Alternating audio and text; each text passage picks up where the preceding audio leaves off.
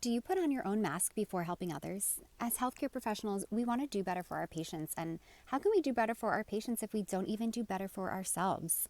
Like you, I want to have a positive impact on others. I want to do important things and teach important topics that improve lives and transform healthcare. That starts with sleep. For decades, we've known that 80% of people who have sleep apnea are never diagnosed and treated. That number goes up to 90% if you're a woman and 95% if you're a woman of color. There are millions of people, including clinicians, who suffer from insomnia and they struggle to live a healthy, happy life.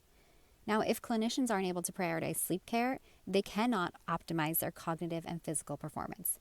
Their coordination, empathy, and decision-making skills are not at their full potential. So if we truly want to have an impact on others, we must also learn to take care of ourselves, to get screened, tested, and treated for sleep issues, to learn healthy habits, to be a better version of ourselves and pass that on. We can even earn a living while helping others in our practice, and isn't that the goal?